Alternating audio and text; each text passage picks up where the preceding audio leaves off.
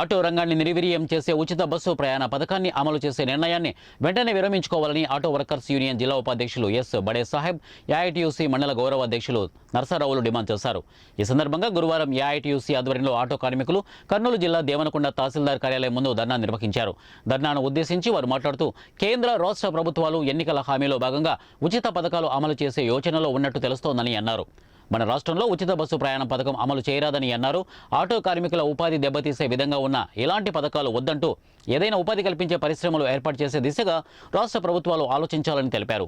నేడు రాష్ట్ర వ్యాప్తంగా ఏఐటీయూసీ ఆధ్వర్యంలో నిరసన కార్యక్రమాలకు పిలుపునివ్వడం జరిగిందని అన్నారు. అందులో భాగంగా దేవనకొండ మండల వ్యాప్తంగా ఉన్నటువంటి ఆటో కార్మికుల ఉపాధి దెబ్బతీసే విధంగా ఉచిత పథకాలు ప్రవేశపెట్టరాదంటూ జిల్లా కలెక్టర్ మరియు రాష్ట్ర ప్రభుత్వాన్ని కోరుతున్నామని తహసీల్దార్ వెంకటేష్ నాయక్ మెమోరాండం సమర్పించారు.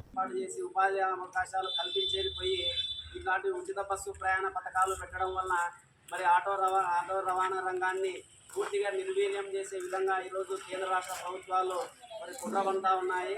అందులో భాగంగా ఈ ఆటో కార్మికులకు ఉపాధి దెబ్బతీసే విధంగా ఉన్నటువంటి ఈ ఉచిత బస్సు ప్రయాణ పథకాన్ని తక్షణమే విరమింపు చేసుకోవాలనే ఉద్దేశంతో ఈరోజు ఈ ధర్నా కార్యక్రమాన్ని చేపడతా ఉన్నాం. మరి ఈ ధర్నా కార్యక్రమానికి హాజరైనటువంటి ఆటో వర్కర్స్ యూనియన్ జిల్లా ఉపాధ్యక్షులు బడేసాబ్ గారు, మరి ఆటో వర్కర్స్ యూనియన్ మరి మండల గౌరవ అధ్యక్షులు రాజన్న గారు, మరి ఆటో వర్కర్స్ యూనియన్ మండల అధ్యక్ష కార్యదర్శులు ఉస్మాన్ గారు, లక్ష్మణ స్వామి గారు, మరి రామస్వామి గారు, మరి బడేసాబ్ గారు సీనియర్ నాయకులు, మరి ఆటో కార్మిక సంఘము మరి మండల కోశాధికారి రాఘవేంద్ర గారు తదితరులందరూ ఈ కార్యక్రమంలో పాల్గొనడం జరిగింది.